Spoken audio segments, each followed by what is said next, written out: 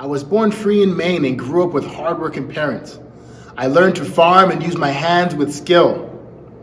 I left the farm for Boston to find work and opportunities.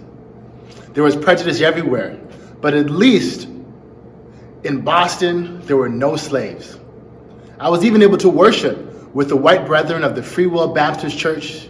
They seemed to understand the whosoever part of the gospel as actually referring to whosoever. It did not relegate one side of heaven to the Negro and another side to the white. After my conversion, under the ministry of Silas Curtis, I wanted to share God's word and how he had saved a sinner like me. Our congregation was welcoming. While worshiping with the brethren, I had my first vision. It was January 1842. God showed me the glories of paradise, the great company of the saints, and the judgment of the wicked. While in vision, my guide affirmed he would always be with me and help me relay what I had seen. Sharing seemed to be such a heavy burden. On account of my color and the challenges it brings, this was a cross that seemed to crush me under its weight. My second vision lasted 12 hours, they tell me. I promised I would share it, but I hid myself for a few days wrestling with this burden. But the loving mercy of Jesus graciously sent an invitation for me to share with the brethren. I accepted. That same Jesus sent the brethren to fetch me before the meeting. It was a long 12 blocks to the meeting. I asked the minister to start the meeting with a prayer.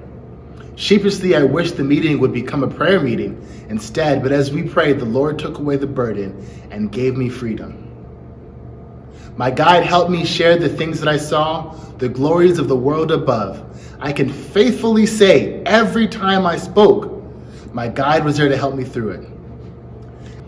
After the dreaded disappointment in the fall of 1844, there was a report of an Ellen Harmon who had been receiving visions. I went to speak with her briefly about what she had seen. She was scheduled to speak that day, and I went to the meeting. Even though we spoke earlier, nothing could have prepared me for the way she vividly portrayed the very scenes that the Lord had permitted me to see. This great burden God seemed to have given me lay upon her soul as well. I don't know the plans that God has for this young Ellen, but I do want the saints to know that her gift is from above. I have reason to not only use my voice, but also my pen to relay my testimony of my first two visions, and so I did publish them in 1845. I did not print the other visions that the Lord shared with me. I did speak of them, but I could not understand them very well. 3 steps I was shown, each one a platform. As the saints ascended the first step, some would sink below the platform. This happened on the next 2 platforms as well. That third platform had a bridge that reached to heaven. I'm not sure what this means, but perhaps in the future, the same sweet Jesus who has been with me all this time may share this with his new messenger.